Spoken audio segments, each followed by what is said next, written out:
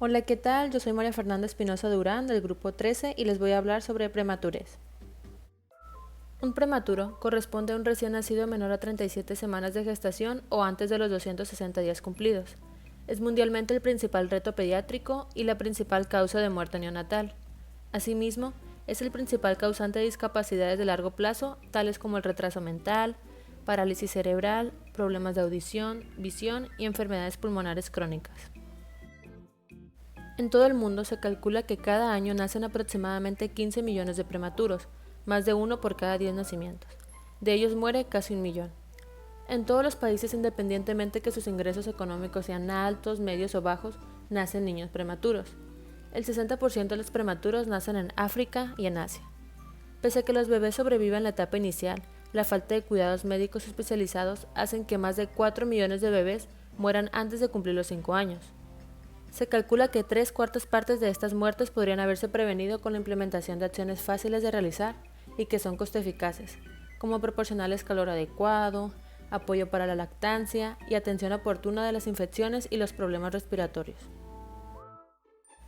Se clasifica según su peso de nacimiento en recién nacido con bajo peso de nacimiento que pesan menos de 2.500 gramos, en recién nacido de muy bajo peso de nacimiento aquellos con peso menor a 1.500 gramos, y en recién nacidos con extremo bajo peso de nacimiento, que incluye aquellos que pesan menos de 1.000 gramos. Estos últimos tienen una mayor morbimortalidad. Y los recién nacidos, tanto de término como pretérmino, se clasifican según su peso para la edad gestacional. Esto es el peso esperado para una determinada edad, el cual se distribuye en percentiles. Tenemos bajo percentil 10, es pequeño para edad gestacional, como lo podemos observar en la imagen de la derecha. Entre percentil 10 y 90 es adecuado para la edad gestacional, y sobre percentil 90 es grande para edad gestacional. Y en clasificación por edad gestacional tenemos el prematuro extremo, como lo podemos observar en la imagen, es aquel nacido antes de las 28 semanas de gestación. Afortunadamente, en este subgrupo solo se encuentra del 1 al 2% de todos los nacidos vivos. Y recién nacido muy prematuro, aquel nacido entre las 29 y 31 semanas de gestación. Estos dos grupos constituyen aproximadamente el 20% del total de prematuros. Son los que tienen afectaciones más graves a corto y a largo plazo. También tienen más mortalidad y son los que absorben la mayor parte de recursos económicos, tiempos de asistencia y de investigación en neonatología. Prematuro moderado, nacido entre las 32 y 34 semanas de gestación. Prematuro tardío, nacido entre las 35 y 36 semanas de gestación. Estos dos últimos grupos representan el 80% de los prematuros. Y en causas tenemos factores maternos, placentarios y fetales. Los factores maternos se encuentran en el síndrome hipertensivo del embarazo, que la madre sea fumadora o con enfermedades crónicas como la diabetes mellitus. En factores placentarios, vellositis, infartos, inserción anormal y desprendimiento. Y en factores fetales, genéticos como el síndrome de Down e infecciones PER que pueden generar una restricción del crecimiento intrauterino. La prematurez produce complicaciones en el recién nacido. Las complicaciones más importantes por frecuencia o gravedad son alteraciones de la termorregulación, depresión cardiorrespiratoria, infecciones, enterocolitis necrotizante, enfermedad de membrana hialina, ductus arterioso persistente, hemorragia intraventricular, leucomalacia periventricular, enfermedad metabólica ósea, retinopatía del prematuro y displasia broncopulmonar. Que todas estas patologías se las voy a estar explicando en la siguiente diapositiva. En alteración de la termorregulación hay dificultad para conservar el calor.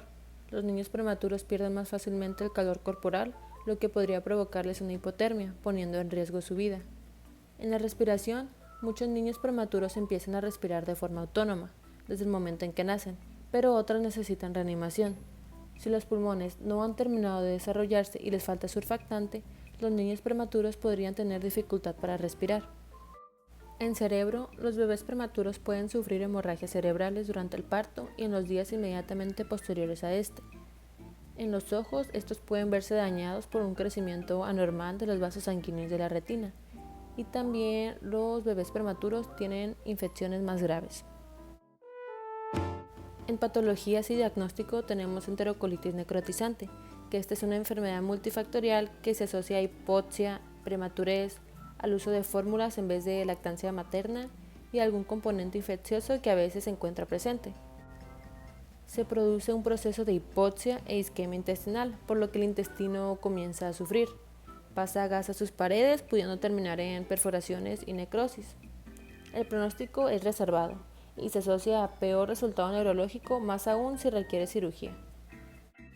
En la enfermedad de membrana hialina, los neumocitos tipo 2 son inmaduros y no producen surfactante todavía, por lo que el pulmón se colapsa y no es capaz de ventilar.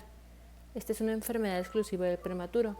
Es por esto que a las madres embarazadas se les coloca betametasona para madurar al feto cuando hay riesgo de parto prematuro. En hemorragia intraventricular, esta es una patología bastante exclusiva del prematuro. Se produce porque la autorregulación del flujo cerebral no existe y porque la matriz germinal y la membrana endotelial son muy delgadas y no están bien protegidas. Por lo tanto, si la presión arterial aumenta de una forma excesiva o brusca, esto se transmite al territorio vascular cerebral y las paredes de los vasos se rompen, con una salida de sangre hacia los ventrículos laterales y al tercer y cuarto ventrículo. Esto pues tiene una mortalidad muy alta en hemorragias muy graves. En infecciones, los prematuros tienen una inmunidad insuficiente para defenderse. Las barreras mecánicas y la inmunidad celular y humoral son inmaduras y menos eficientes. Los anticuerpos maternos que atraviesan la placenta, en este caso la IgG, lo hacen después de las 17 semanas y tienen un pico máximo alrededor de las 37 y 38 semanas de gestación. De este modo, el nivel de anticuerpos maternos dependerá de la edad gestacional al momento de nacer. Mientras más prematuro, menor niveles de anticuerpos. Por otro lado, los prematuros suelen estar invadidos de catéteres venosos o están conectados al ventilador. Todo esto los hace más susceptibles a infectarse. La retinopatía del prematuro es una patología exclusiva y multifactorial, pero se asocia principalmente a hipo e hiperoxia y también a prematurez. A partir de las 32 semanas de edad gestacional comienza la vascularización de la retina madura, desde nasal a temporal, y va avanzando como un manto. Si ocurre algún daño que altere este proceso, como la falta de oxígeno, esta vasculatura se pone tortuosa y también produce comunicaciones entre los vasos y penetran al humor vítreo y lo traccionan, provocando un desprendimiento de la retina. La retinopatía es causa de ceguera, por lo que debe hacerse seguimiento estricto de fondo de ojo a los prematuros y también evitar situaciones de hipoxia e hiperoxia. Y por último, la displasia broncopulmonar, que es una secuela de la prematurez debido al daño pulmonar producido por la ventilación, oxígeno y barotrauma. En tratamiento, a menor peso de nacimiento y edad gestacional, el riesgo de complicaciones es mayor, por lo que siempre se hospitaliza al recién nacido menor de 2.000 gramos. En el periodo inmediato luego del parto, se controlan con exámenes generales, como la glicemia y el hematocrito a las 2 horas de vida. Siempre se hospitaliza el prematuro menor de 34 semanas y se le administra un suero glucosado al 10% con una carga de glucosa mayor a 4 miligramos por kilogramos. Según los antecedentes, se debe descartar que tenga una infección asociada. Cuando se inicia alimentación enteral, lo ideal es hacerlo con leche materna, porque es un factor protector de desarrollar enterocolitis necrotizante. Y el manejo más específico dependerá de la causa de prematurez, el peso al nacer, la edad gestacional y las complicaciones que vayan apareciendo durante su evolución.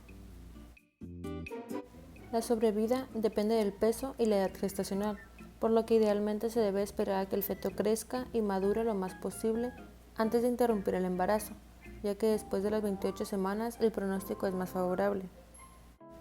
Los prematuros entre las 22 y 26 semanas, el 20% desarrollará retraso psicomotor grave, del 2 al 25% parálisis cerebral, que es mayor el porcentaje en aquellos niños que tienen hemorragia intraventricular y leucomalacia periventricular, del 5 al 8% ceguera y del 3 al 5% sordera. Tienen más problemas de aprendizaje escolar y más trastornos del desarrollo como lo del espectro autista. Un cuarto de estos niños tiene un examen neurológico anormal. De los recién nacidos mayores de 28 semanas, el 80% sobrevive, porque hay mayor maduración en el sistema nervioso central y menor riesgo de tener hemorragias u otras complicaciones. Y aquellos mayores de 32 semanas, casi el 100% sobrevive. En la prevención del nacimiento prematuro, mantenerse informada sobre el embarazo y resolver todas las dudas con el médico, comenzar a tomar ácido fólico por lo menos 3 meses antes de embarazarse, realizar cultivos vaginales para evitar infecciones, evitar situaciones de estrés, no cargar cosas pesadas ni agacharse sin cuidados. En los ultrasonidos pedir que revisen detalladamente la implantación del bebé y cuando sea tiempo que midan el cuello del útero. Solicitar ultrasonidos de segundo nivel a las 17 y a las 24 semanas. Si tienes menos de 18 o más de 35 años, preguntar al médico sobre los riesgos específicos. Y si estás en riesgo de presentar nacimiento prematuro, investigar antes del nacimiento cuál es el hospital mejor preparado para la situación y quién es el mejor ginecólogo para atender el nacimiento. Evitar riesgos durante el embarazo, usar ropa cómoda, tratar de no manejar, alimentarse sanamente y tomar suficiente agua. Y esto sería todo de mi parte. Esta es la bibliografía que utilicé. Muchas gracias por su atención.